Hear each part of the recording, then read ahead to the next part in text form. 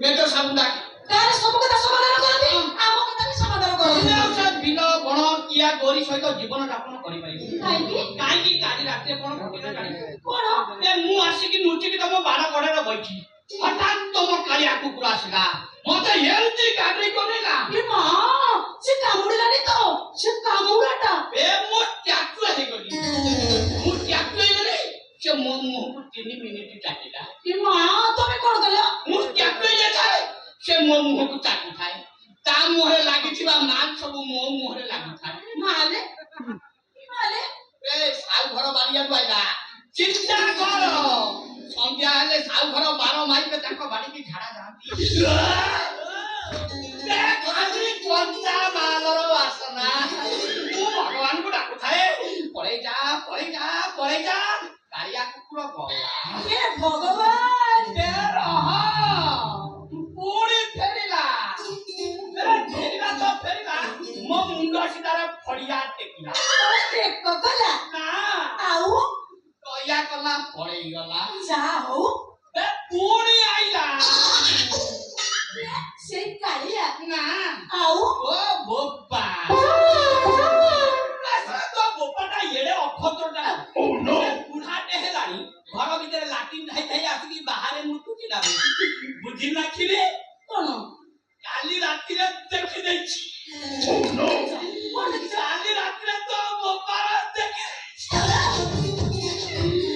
କାଲି ରାତିରେ ଦେଖି ଦେଇଛି ତୋ ବୋପାର ବାବାର ବାଚଳା ବୁଢା ନିଜେ ଉଠିକି ଆଇଲା କଣ ତାର ମନକୁ ମନ ଖାଲି ଗପି ଚାଲିଥାଏ ଆଉ ଗପିକି ଆଇଲା ବାଡ଼ କଡ଼ରେ ସିଧା ଟେକିଲା ତ କଲା 15 ମିନିଟ୍ ଟେଲେଟ୍ରି ମଟର ପାଣି ଫୋପାଡ଼ିଲା ସବୁ ଖାଲି ମୋ ଉପରକୁ ତୁ ବିଶ୍ୱାସ କରିବୁନୁ ଘରେ ଯାଇକି ସାର୍ଟଟାକୁ ଓହ୍ଲେଇ ଦେଇକି ଚୁପୁଡ଼ି ଦେଲି ଅଧା ବାଲ୍ଟି କଥା ବନ୍ଦ କର କୁହ ଏବେ ଆମେ କଣ କରିବା ଏଇ ତୋ ବୋପାକୁ ହାଇ ସୁଗାର ହେଇଛି କି ଏଇ 2 ଦିନ ହେଲା ବାଛି ଏ କଥା ତମେ କେମିତି ଜାଣିଲ ତୋ ବୋପାର ଯୋଉ ମିଠା ମଟର ପାଣି ଚିନି ପାଣି ଠାରୁ ଆହୁରି ମିଠା ଆଉ କେତେ ସହିବି କହ ଆଉ କେତେ ସହିବି କହ ସାଉ ଘର ମାଇପଙ୍ଗର 2 ତୋ ବୋପାର ମିଠା ମଟର ପାଣି ଆଉ କେତେ ସହିବି କି ପ୍ରକାର ତ୍ୟାଗ କରିବି ତୁ କହ ଛାଡ଼ ସେ କଥା ମନ ଦୁଃଖ କରେ ନା ପ୍ରେମ କଲେ ଏମିତି ହୁଏ ଆଉ ଯଦି ହୁଏ ତୁ ଠିଆ ହେଇଛୁ କାହିଁକି ଯାଉନୁ ବେଲା ଆଣିକି ବେଲାଇ ଖଣ୍ଡେ ମୁଟି ଦବୁ ତୋ ମନ ଶାନ୍ତି ହେଇଯିବ ତମେ ରାଗୁଛ କାଇଁ କହିଲ ମୁଁ ତ ସେଇ ଯୁଗରୁ କହୁଛି ମେଜର ସାହେବକୁ ଡାକିବା ସବୁ କଥା କହିବା ଆମ ବାପା ଆମ ବାହାଘର ରାଜି ହଉନାହାନ୍ତି ମେଜର ସାହେବ କଣ ଗୋଟେ ବ୍ୟବସ୍ଥା କରନ୍ତୁ ନହେଲେ ମତେ ଆଉ ଦୋଷ ଦବନି ତୁ କଣ କରିବୁ ଭାଇ ମୁଁ କଣ କରିବି ମୁଁ ସିନା କିଛି କରିପାରିବିନି 9 ମାସରେ ପିଲା ଜନ୍ମ କରିପାରିବି ତ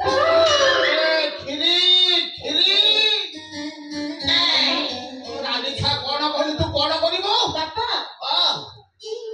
ଜନ୍ମ କରି କହିଲି ଗାନ୍ଧୀ ଛା ତତେ କେତେ ଥର ମନା କରୁଛି ବିନା ଲାଇସେନ୍ସ ତୁ ଗାଡି ଚଢେ ନା ଦୁର୍ଘଟଣା ହବ ହାତ ଯୋଡି ଅନୁରୋଧ କରୁଛି ବିନା ହେଲମେଟରେ ତୁ ପଡିଆକୁ ଯାଆନି ଗାନ୍ଧୀ ଛା ମୋ କଥା କଣ ଶୁଣିଲୁ ଏବେ କଣ ହବ ସମ୍ଭାଳ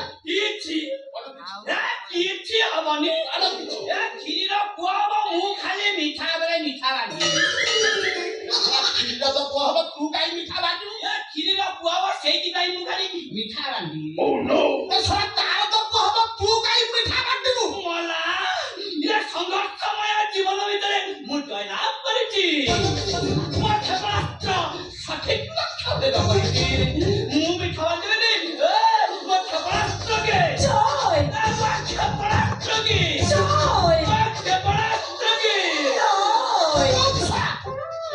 ମୁଁ ତତେ ପୋଲିସରେ ଧରେଇ ଦେବି ବାପା ସେମିତି କରନା ସିଏ ଯଦି ଜେଲ ଯିବେ ମୋ ପାଖରେ କିଏ ଠିଆ ହବ ମୁଁ ଠିଆ ହେବି ତୋ ବୋପା ଠିଆ ହବ ନାଇଁ ବାପା ମୋ ପାଖରେ 20 ବର୍ଷ ହେଲା ଠିଆ ହଉଛି ବାପା ସେ ଜାଗାକୁ ତମକୁ ଛାଡ଼ିବେନି ତୁ ଏମିତି କୋଉ ଜାଗାକୁ ଯିବୁ ସେ ମତେ ଛାଡ଼ିବେନି ଲେବର ରୁମ୍ ଯୋଉଠି ନାରୀମାନେ ସନ୍ତାନ ପ୍ରସବ କରନ୍ତି କ୍ଷୀରିର ପେନ୍ ବେଳେ ମୁଁ ତା ପାଖରେ ଠିଆ ହେବି କ୍ଷୀରି ମତେ କାହିଁକି ଜନ୍ମ କରିବ ଆଉ ଯିଏ ଜନ୍ମ ହବ ସେ ମୋରି ଭଳିଆ ମହାପୁରୁଷ ଦେଇଦବ ସଦରେ ଯଦି ମୁଁ ତତେ ପୋଲିସ ହାତରେ ଲଗେଇଛି ମୋ ନା ଖାନ୍ତ ମହାନ୍ତି ନୁହଁ ବାପା ସେମିତି କର ନା ବାପା ସେମିତି କର ନା ଯିବ ତମ ମା ସମ୍ମାନ ଇଜ୍ଜତ ସବୁ ନିଲାମ ହେଇଯିବ।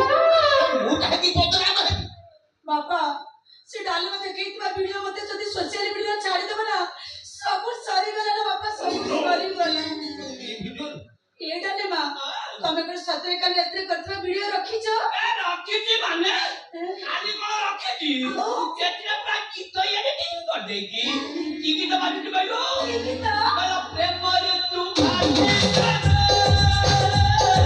ପ୍ରେମ କର ପ୍ରେମ କର ପ୍ରେମ କର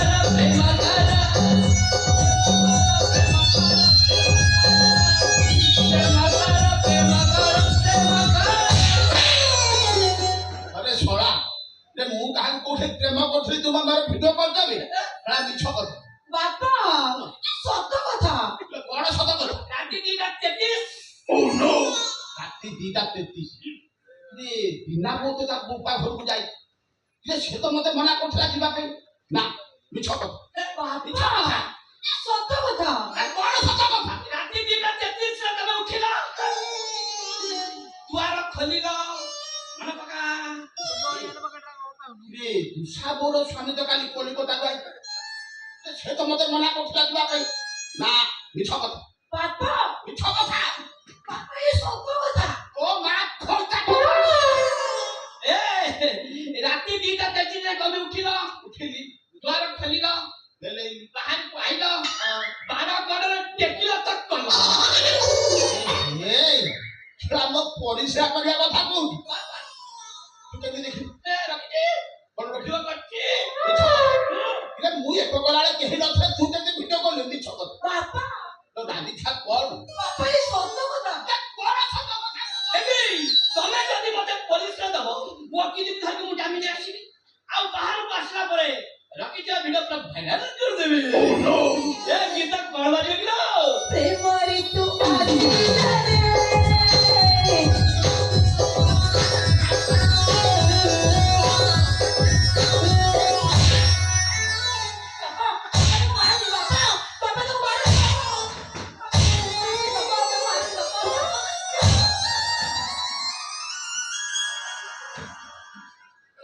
ପ୍ରେମ ଋତୁ ନା ନା ନା, ଏ ଛୁଆ ଡାଲେମା ମୋ ଇଜ୍ଜତ ଭାବ ପୁରା ନଷ୍ଟ କରିଦେବ। ଏଣିକି ଆଉ ଏକ କଲା ବେଳେ ମୁଁ ଲୁଙ୍ଗି ଟେକିବିନି। ଏ ଛୁଆ ଲୁଙ୍ଗି ସହ ଡାଇରେକ୍ଟ ଏକ କରିବି। ତମେ ଆଜ୍ଞା ଆପଣ ତ ପାଖକୁ ଆସିଥିଲି। ନାଇଁ ଗୋଟେ କଥା ଶୁଣିଲି ତ, ସେଟା ସତ କି ମିଛ ବୁଝିବା ପାଇଁ ଚାଲି ଆସିଲି। ଶୁଣିଲି ତୁମ ଝିଅ ଆଜି ସେ ନନ୍ଦୀ ମଉସା କ୍ଲିନିକକୁ ଯାଇଥିଲା, ଯୋଉଠିକି ଜଣେ ଗାଇନିକ ସ୍ପେଶାଲିଷ୍ଟ ଅଛନ୍ତି। ଯାଇଥିଲା, ତା ଦେହ ଭଲ ନାହିଁ, ତା ମା ମତେ ସେ କଥା କହୁଥିଲା। କିନ୍ତୁ ମୁଁ ସେଠି ବିଶ୍ୱସ୍ତ ସୂତ୍ରରୁ ଖବର ପାଇଲି, ତୁମ ଝିଅ ମାନେ ଆମ ଫୁଲ, ସେ ଏବେ 3 ମାସର ଗର୍ଭବତୀ। ତମେ କାହାକୁ କଣ କହୁଛ ଜାଣିପାରୁଛ ତ? ଜାଣିଛି ମେଜର ରମାକାନ୍ତ ପ୍ରସାଦରୁ କହୁଛି। ଆଉ ଏ କଥା ମଧ୍ୟ ଜାଣିଛି ଯେ ଖାଲି ଆମ ଗାଁର ନୁହଁ, ଏ 4 ଖଣ୍ଡ ମୌଜାରେ ନିଶାପ କରନ୍ତି ଏବଂ ନ୍ୟାୟ ଦିଅନ୍ତି। ଜାଣିଛ ତାହେଲେ ଏ କଥା କହିବାର ତାତ୍ପର୍ଯ୍ୟ?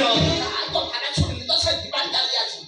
କିନ୍ତୁ ଗଲାବେଳେ ମୁଁ ଗୋଟାଏ କଥା କହିଦେଇ ଯାଉଛି, ଯଦି କଥାଟା ମିଛ ହେଇଥାଏ ଆଇ ଆମ୍ ସରି, ଆଉ ଯଦି କଥାଟା ସତ ହେଇଥାଏ ଆମ ଗାଁକୁ ଯେମିତି ଉଚିତ ନ୍ୟାୟ ମିଳିବ, ଆମ ଗାଁର ମାନ ସମ୍ମାନ ପାଇଁ ଯେମିତି ଠିକ ନ୍ୟାୟ ମିଳିବ।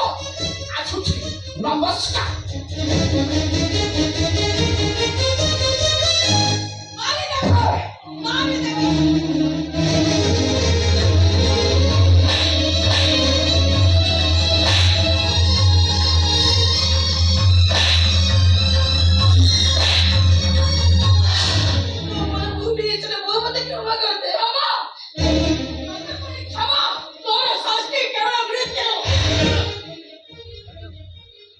ମାରୁଛ କାହିଁକି? ଏଇ ତମ ଝିଅ ଫୁଲ ମା ହବାକୁ ଯାଉଛି। ମାନେ ମାକି ଯାହା କହିଗଲା, ଏ ଫୁଲ ତ ମା ଯାହା କହୁଛି କଥା ସତ? କଣ ଫୁଲ? ମା ଯାହା କହୁଛି କଥା ସତ ମିଛ? ଏ ଫୁଲ ମୋ ପୁରା ତତ କଣ ପଚାରୁଛି, ମୋ କଥା ଶୁଭୁଛି କି ନାହିଁ? କଣ ଫୁଲ? ଏ କଥା ସତ ନା ମିଛ? ହଁ ସତ।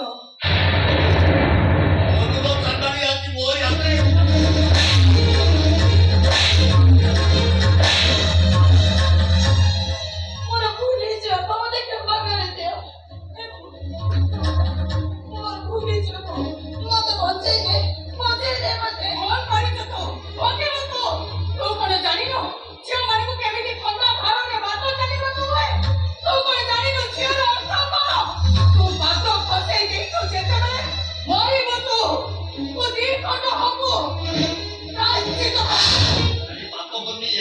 ପାପ କରିଛି କାହାକୁ ଭଲ ପାଇବା ପାପ ନୁହେଁ ବାପା। ଭଲ ପାଇ ବିବାହ ନ କରି କାହା ପିଲାର ମା ହବା ମହା ପାପ। କେମିତି ଥରେ ଚିନ୍ତା କରିପାରିଲୁନି ତୋ ବାପର ପରିଚୟ ଯେତେ ଦୂର ପର୍ଯ୍ୟନ୍ତ ପରିବ୍ୟାପ୍ତ। ତୁ କେମିତି ଜାଣି ଶୁଣି ଏତେ ବଡ଼ ଭୁଲ କରିଦେଲୁ? ମୋ ଭୁଲକୁ ମୁଁ ଠିକ କରିଦେବି। ମୋ ପାପକୁ ମୋ ପୁଣ୍ୟରେ ରୂପାନ୍ତରିତ କରିବି। ମତେ ବିଶ୍ୱାସ କର, ସେ ଆସିବେ। ଯାହାଙ୍କ ଭରସାରେ ମୁଁ ମଝିକୁ ଲମ୍ପ ଦେଇଛି, ମୋ ସେ ରାଉରିଆ ଚମକା ଆସିବେ। ମତେ ନିଶ୍ଚୟ ବିବାହ କରିବେ। ତୁ କଣ ମଣିଷର ଚରିତ୍ରକୁ ବୁଝିନୁ? ଘରରେ ଚାଲୁଥିବା ବାଟୋଇ ସେତେବେଳେ ଗଛକୁ ବନ୍ଧ ବୋଲି କହେ।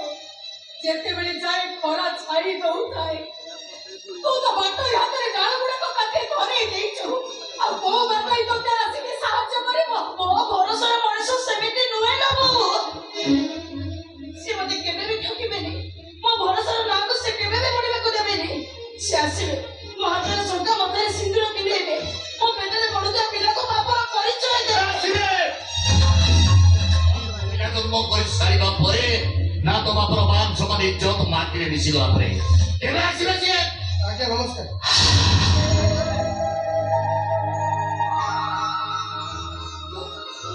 ମୁକେଶ, ତମେ ଆସିଛ? ହେ ଭଗବାନ, ତମେ କହ, ସତରେ ତମେ କହ। ବାପା, ତମେ କଣ କରୁଥିଲ? କେବେ ଆସିଲ? ଏଇ ଦେଖ ବାପା, ସିଏ ଆସିଗଲେ। ତମେ ଜାଣିଛ ମୁକେଶ, ମୁଁ କେତେ ଗାଳି ଶୁଣିଲିଣି, କେତେ ମାଡ଼ ବି ଖାଇଲିଣି। ତମେ ଯଦି ଆସିବ ଟିକେ ଡେରି କରିଥାନ୍ତ, ତାହେଲେ ମୋ ବାପା ମତେ ମାରୁ ମାରୁ ମାରି ଦେଇଥାନ୍ତେ। ତାହେଲେ ଏଇ ପୁଅ କଣ? ନାଇଁ ବାପା, ଇଏ ହଉଛନ୍ତି ମୁକେଶ, ମୋ ମହେଶଙ୍କ ସାଙ୍ଗ। ମୋ ମହେଶ ହିଁ ତାକୁ ଏଠିକି ପଠେଇଥିବେ। ମୁଁ ଠିକ କହିଲା ମୁକେଶ? ମୁଁ କଣ କହୁଥିଲି କି ମୁଁ କହୁଥିଲି ବୋ, କିନ୍ତୁ ତମେ ମୋ କଥା ବିଶ୍ୱାସ କରୁନଥିଲ। କିନ୍ତୁ ମୋ ଭଲ ପାଇବା ଉପରେ ମୋର ବିଶ୍ୱାସ ଥିଲା, ମୋ ପ୍ରେମ ଉପରେ ମୋ ଭରସା ଥିଲା, ମୋ ମହେଶଙ୍କ ଉପରେ ମୋର ଭରସା ଥିଲା। ମୁଁ କଣ କହୁଥିଲି ମତେ ଗୋଟେ କଥା କହିଲ, ମହେଶ ମୋ ସହିତ ଏତେ ଦିନ ହେଲା କଥା ହଉନାହାନ୍ତି କାହିଁକି? ତାଙ୍କ ଫୋନ 15 ଦିନ ହେଲା ସୁଇଚ୍ ଅଫ୍ ଅଛି କଣ ପାଇଁ? ମହେଶ ସେ ପୁଅକୁ ଖବର ଦେଇଦବ ବାପା, ମୋ ଝିଅର ଜୀବନ ତାଙ୍କ ହାତରେ। ସେ ରଖିଲେ ରଖିବେ, ମାରିଲେ ମାରିବେ। ମୋ ସମ୍ମାନ ବଞ୍ଚିବା ମରିବା ସବୁ ତାଙ୍କରି ହାତରେ। ତାଙ୍କୁ କହିଦେବ ମୋ ସମ୍ମାନ ସ୍ୱାଭିମାନରେ କଳା ଦାଗ ଲାଗିଲେ ମୁଁ ଜମା ସହିପାରିବିନି। ମୋ ଝିଅର ଯୋଉ ଅବସ୍ଥା, ତାର ବାହାଘର ହେଇଯିବା ନିହାତି ଦରକାର। ଦେରି କରନି ବାବୁ, ଯେତେ ଶୀଘ୍ର ଯାଇ ସେ ପୁଅକୁ ସବୁ କଥା କହିଦିଅ। ଆମେ ତାଙ୍କ ଘରକୁ ପ୍ରସ୍ତାବ ନେଇ ଯିବା ପାଇଁ ରାଜି। ମୁଁ କଣ ହେଇଛି? ଆସିଲା ପଟୁ ଅନ୍ୟମନସ୍କ ଅଛ, କିଛି କହୁନ। ଆମେ ଏତେ କଥା କହୁଛୁ, କିଛି କହିବ କହୁଛ, ତମେ କିଛି କହିପାରୁନ। ମୁଁ କହୁଛି ବାପା, ମହେଶଙ୍କର ବାପା ମା କେହି ନାହାନ୍ତି, ମନ୍ଦିରରେ କଣ କିଏ ଅଛି? ତେଣୁକରି ତାଙ୍କ ଘରକୁ ବାହାଘର ପ୍ରସ୍ତାବ ନେଇଯିବା କିଛି ବି ଦରକାର ନାହିଁ। ଆଜି ବାହାଘର ତିଥିବାର ଠିକ କରିଲେ ବହୁତ ଭଲ ହବ। ମୁଁ ଠିକ କହିଲା ମୁକେଶ?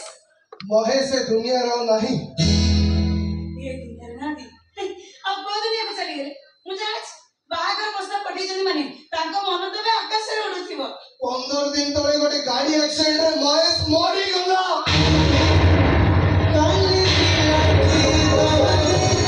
Sorry,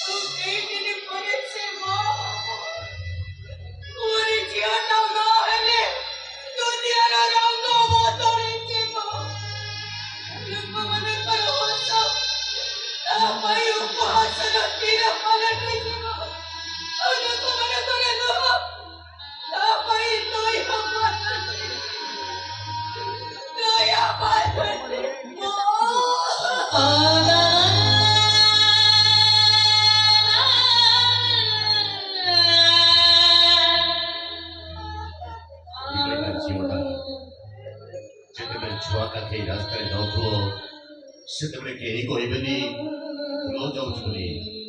ସମସ୍ତେ କହିବେ ଏଇ ଦେଖରେ ନୀତି ଆଦର୍ଶର କଥା କହୁଥିବା ରିଟାୟାର୍ଡ ମେଜର ରମାକାନ୍ତ ପଟ୍ଟନାୟକର ଝିଅ ଛୁଆ ଦେଖେଇ ଯାଉଛି। ସେତେବେଳେ ମୋତେ ଯେମିତି ଲାଗିବ ଯେମିତି ଜୀବନ ଯୁଦ୍ଧରେ ମୁଁ ଅସହାୟ ଭୀଷ୍ମ ଯିଏକି ଶଯ୍ୟାକୁ ଅପେକ୍ଷା କରିଛି ଲୋକମାନଙ୍କ ନିନ୍ଦା କ୍ଷେପଣ ତୀର ପଥରେ ବାଜୁଥିବ। ଆଉ ସେତେବେଳେ ମୁହଁରେ ସ୍ମିତ ହାସ ରଖି ମୁଁ ଗୋଟାଏ ପରେ ଗୋଟାଏ ପାଦ ଆଗକୁ ବଢ଼େଇ ଚାଲିଛି। ସେତେବେଳେ କେମିତି ଲାଗିବ?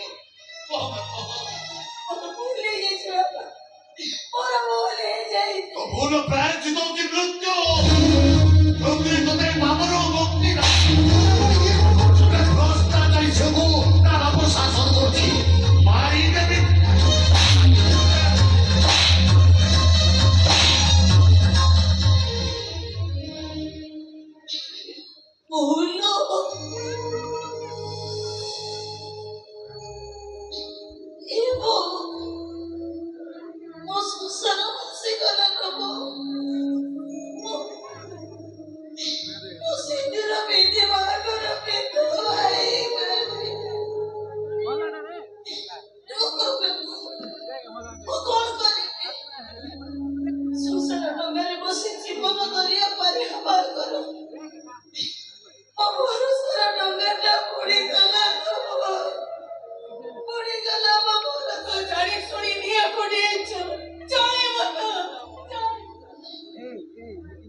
ଦରକାର ପଡିବନି ଲୋ ବୋଉ।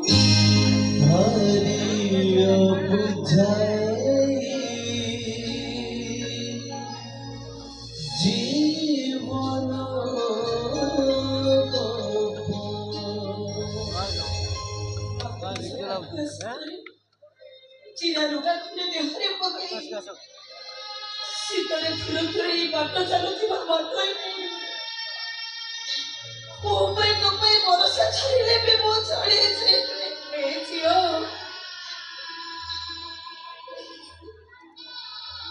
ସୁଖର ପଦ୍ମ ଫୁଲ ଆଶାରେ କୁମ୍ଭୀର ପାଟିରେ ଗୋଡ଼ ଦେଇଦେଲୁ ନା ଝିଅ। ତୋ ଭାଗ୍ୟର ବଉଳ କୁମ୍ଭୀରଟା ତତେ ନେଇ ଚୋବେଇ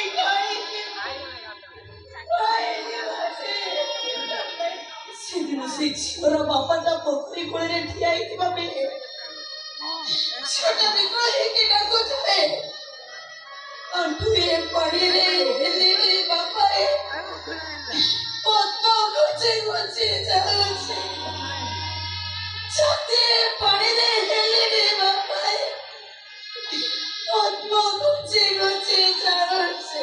କଣ କରିବି କହୁନ ଝିଅ? ତୋ ମା ତ ବଳ ନ ଖାଇଛି। ହେଲେ ତମ ଝିଅ ଯେ ଏମିତି ତ ଛକିରେ ଠିଆ ହେଇଛି ଯେ ସେ ଖାଲି ଚିତ୍କାର କରି ଡାକୁଛି, ଆସ ଆସ ଏ ମୃତ୍ୟୁ ଲୋକକୁ ଫେର, ମତେ ପାଟିଏ ପାଣିକୁ ଟାଣି ଦିଅ। ଆପଣମାନେ ମୋ କଥା ଥରେ ଶୁଣନ୍ତୁ। କେହି ନ ଜାଣିଲେ ବି ତମ ପ୍ରେମିକ ମହେଶର ବନ୍ଧୁ ହିସାବରେ ଏମିତି ଗୋଟେ ପରିସ୍ଥିତି ସୃଷ୍ଟି ହେବ ବୋଲି ଜାଣି ତମକୁ ଏ ପରିସ୍ଥିତିରୁ ମୁକାଳିବା ପାଇଁ ଆସିଛି। ଆଉ ଖାଲି ଆସିନି, ସାଥିରେ ଗୋଟେ ଜିନିଷ ଧରିକି ଆସିଛି। ଆଣିଛ? କଣ ଆଣିଛ? ବିଷ ଆଣିଛ ନା ଫାଶୀ ଦଉଡ଼ି ଆଣିଛ? କୁହ ମୁକେଶ, କଣ ଆଣିଛ? ଦିଅ, ଆରେ ଦିଅ ମତେ। ସିନ୍ଦୁର। ମୁଁ ତମ ପାଇଁ ସାଥିରେ ସିନ୍ଦୁର ଧରିକି ଆସିଛି।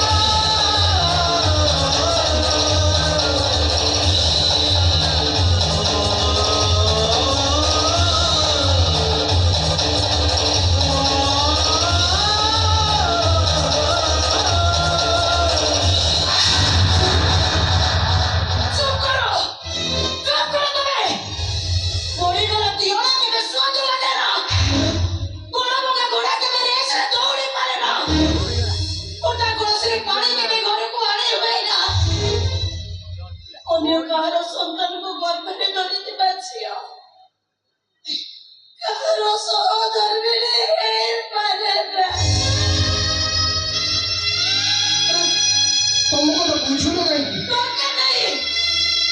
ଦରକାର ନାହିଁ କାହା ଘରେ ବଞ୍ଚିବା, ଦରକାର ନାହିଁ ଅମାର ଗାଈ ଖାଇବା, କିଛି ଦରକାର ନାହିଁ, କିଛି ଦରକାର ନାହିଁ। ବୋଉ କହିଲେ ନା, ବାପା କହିଲେ ସହିଯାଉଥିଲେ, ଭାବୁଥିଲି ସିଏ ତ ଅଛନ୍ତି ଏଠି ବସେଇଦେବେ, ହେଲେ ପିଠି ଔଷଧକୁ ହାତର ଯେତେବେଳେ ଅଦୃଶ୍ୟ ହାତରେ ଶିକାର ହେଇଗଲା, ମୋର ବଞ୍ଚିବା ଦରକାର ନାହିଁ, ଦରକାର ନାହିଁ। ଆତ୍ମହତ୍ୟା ମୋ ପାଖରେ ତ ଗୋଟାଏ କଥା ବାକି ଅଛି, ସେଇଟା ହଉଛି ଆତ୍ମହତ୍ୟା। ସେ ତୁ ଆତ୍ମହତ୍ୟା ତୋ ପାଇଁ ଶେଷ ବାଟ। ଆତ୍ମହତ୍ୟା ମହାପାପ। ଭାରିଆ ବହୁତ ରସିଲେ ଦେବୁ ଆମେ ଯା। ଯାଉଛି ମୁଁ। ଏଇ କଣ ତମ ଭଲ ପାଇବା? ଏଇ କଣ ତମ ପ୍ରେମ? ଆରେ ଏତେ ସ୍ୱାର୍ଥପର ତମେ। ମହେଶ ମରିଗଲେ ତମେ ମରିଯିବ। କାହା ପାଇଁ ମୁଁ ବଞ୍ଚିବି? ତମ ଗର୍ଭର ପିଲା ପାଇଁ ବଞ୍ଚିବ। ତମ ଗର୍ଭରେ ବଢୁଥିବା ମୋ ସାଙ୍ଗର ସନ୍ତାନ ପାଇଁ ବଞ୍ଚିବ। ତମ ପ୍ରେମର ସନ୍ତକ ପାଇଁ ବଞ୍ଚିବ। ସେ ପିଲାକୁ ଏଇ ଦୁନିଆ ଜହାଜ କହିବ। ମୁଁ ତାର ବାପା ହେବି। ସମସ୍ତଙ୍କୁ କହିବି ସେ ମୋ ପିଲା। ମୁଁ ତାର ବାପା। ସେ ମୋ ରକ୍ତର। ଏ ବାବୁ ଏ ଦୁନିଆଟା ଚିଡ଼ିଆଖାନା ନୁହଁ। କିଏ ଟିକେ ଅନ୍ଧମୁଖ ବଧିର ନାହାନ୍ତି। ଏ ଦୁନିଆରେ କଥା କୁହ ମଣିଷମାନଙ୍କ ମୁହଁକୁ ବନ୍ଦ କରିବା ମୋତେ ବେଶ ଭଲ ଭାବରେ ଜଣା। ମୁଁ ଜାଣେ ଏଭଳି ପରିସ୍ଥିତିରେ ମଣିଷମାନେ କେହି ଅଣିଷ ପାଇଦିଅନ୍ତି। ହେଲେ ମୁକେଶ ତା ବନ୍ଧୁର ପ୍ରେମକୁ ସ୍ୱୀକୃତି ଦବ, ତା ସନ୍ତାନକୁ ସମ୍ମାନର ସହ ବଞ୍ଚି ରହିବ। ଫୁଲକୁ ବିବାହ କରି ପ୍ରକୃତ ବନ୍ଧୁର ଅର୍ଥ ଏ ଦୁନିଆକୁ ବୁଝେଇ ଦେବାକୁ ଚାହେଁ। ମନା କରେନି ଫୁଲ। ମୁଁ ଜାଣେ ତମେ ଏଭଳି ପରିସ୍ଥିତିରେ ଲୁଣ ମୁକୁଟ ପିନ୍ଧି ବାହା ବେଦୀରେ ବସିବାକୁ ଅସମର୍ଥ। ଦରକାର ନାହିଁ ସେ ସବୁ। ଦରକାର ନାହିଁ ବାଜା ଘଣ ରସୁଣୀ। କେହି ନ ଦେଖିଲେ ବି ମୁଁ ଦେଖିଛି ତମ ମନରେ ଥିବା ମହେଶ ପ୍ରତି ଭଲ ପାଇବା। କେହି ନ ଜାଣିଲେ ମୁଁ ଜାଣିଛି ତମେ ନିର୍ଦ୍ଦୋଷ। ମୁଁ ପ୍ରମାଣ କରିଦେବି। ଜଣେ ବନ୍ଧୁ କେବେ ଆଉ ଜଣେ ବନ୍ଧୁର ଅଧା ଟଣା ସିଗାରେଟ ଟାଣିପାରେ, ଅଧା ପିଆ ମଦ ପିଇ ବନ୍ଧୁତ୍ୱ ଜାହିର କରିବନି,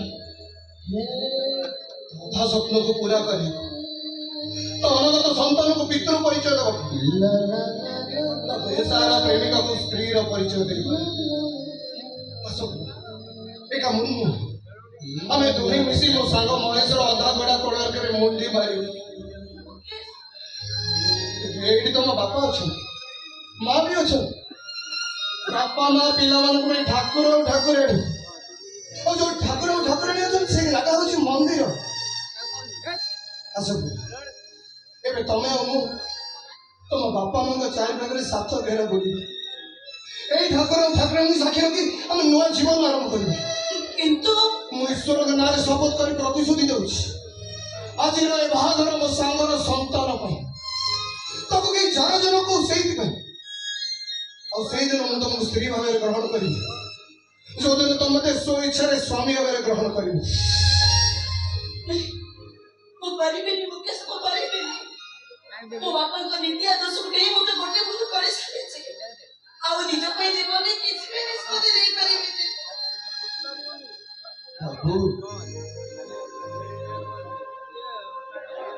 ମୁଁ ଜାଣେ ଫୁଲ ଭୁଲ କରୁଛି, ହେଲେ ଆପଣ ଫୁଲର ବାପା ନୁହନ୍ତି, ଜଣେ ବିଚାରକ ହିସାବରେ ବିଚାର କରନ୍ତୁ। କେବଳ ଗୋଟିଏ ଭୁଲ ପାଇଁ ଗୋଟେ ଝିଅ କଣ ସାରା ଜୀବନ ଅନୁତାପ କରିବା ଉଚିତ? ତା ଗର୍ଭର ସନ୍ତାନ କଥା ଚିନ୍ତା କରନ୍ତୁ। ଆର ବା ଦୋଷ କଣ? ବିନା ଦୋଷରେ ସେ ସାରା ଜୀବନ ଯାର ଯାର ପରିଚୟ ନେଇ ବଞ୍ଚିବା କଣ ଠିକ? ଗୋଟେ ନିଷ୍ପାପ ଶିଶୁକୁ ନିର୍ଯାତନା ଦେବା ଖାଲି ପାପ ନୁହଁ, ମହାପାପ। ଜଣେ ବାପ ହିସାବରେ କହୁନି, ଜଣେ ବିଚାରକ ହିସାବରେ ମାନବିକତା ଦ୍ୱାରରେ ମୋର ଅଭିମତ ଏଇଆ ଯେ ଯଦି ସେ ପିଲାକୁ ତମେ ବଞ୍ଚେଇବାକୁ ଚାହୁଁଛ, ବାପ ମାର ପରିଚୟ ଦେବାକୁ ଚାହୁଁଛ, ତାହେଲେ ଏ ଦୁନିଆରେ ୟାଠାରୁ ବଡ଼ ପୁଣ୍ୟ ଆଉ କିଛି ନାହିଁ। ନିଅ ପୁଅ ଏଇ ଶଙ୍ଖା ସିନ୍ଦୁର ମୋ ଝିଅକୁ ପିନ୍ଧେଇ ଦିଅ। ଏ ଦୁନିଆ